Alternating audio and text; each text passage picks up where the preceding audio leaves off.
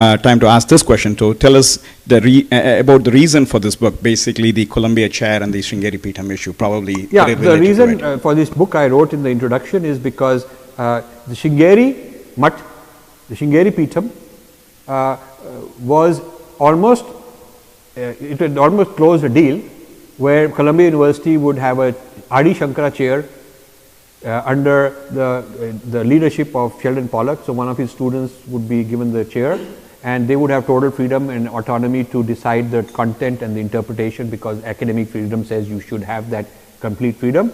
So they would in fact take the legacy and the teachings of Adi Shankara and the Sringeri Mutt and represent it in the United States and internationally, funded by Indians. Indians would fund in the hope of spreading the glory of our tradition, but giving it to people who were not part of the tradition, who were not from the tradition. So that's the kind of risk I feel is happening, is that Indians are giving. You should either fund your subject matter expertise. So if you're an engineer, fund MIT's engineering department, because then at least you can keep an eye on it. If you're a doctor, fund some medical thing. So you are a businessman, fund some business school for Indian relations, Indian business. If you want to fund spirituality, sacredness, Vedas, this and that, you have to roll up your sleeves and get personally involved in auditing and monitoring everything those guys do, and give yourself the right to rebuttal and respond. Those are the kind of things I did through my Infinity Foundation 25 years ago, and I did it for the first 10 years, gave a lot of my money away. I wish I hadn't, but I learned a lot from it, because I realized that if you are really micromanaging what they are doing, you will realize that is actually counterproductive. I learned a lot. I learned where the problems are and how to fight back, because I was so engaged. But most of these people, I don't think Rohan Murthy is reading what they are producing.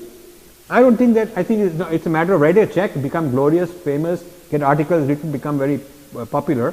It's not about really understanding. I doubt that he has taken a translation to alternative Indian scholars and said, please I'm paying you to do due diligence, please do a critical analysis. I don't think he has had that done.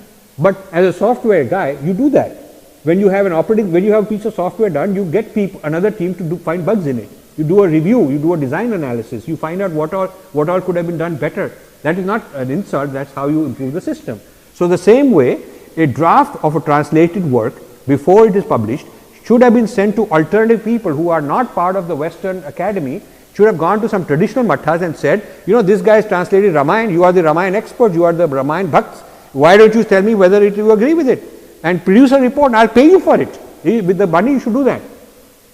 I already have one person who just doesn't want to be named, and I'm trying to convince him. He is a well-known Indian in a particular language, and he's so upset that in this Murthy library, that same text has been translated by these guys in a way that he thinks every page I can find many errors. So I said, why don't you go public? And he doesn't want to. He doesn't want to, because this is part of our problem, that these people are not wanting to be in the face and bring it out. Yeah. So this is the problem of blindly funding and thinking that with money you can solve problems. You can make the things worse.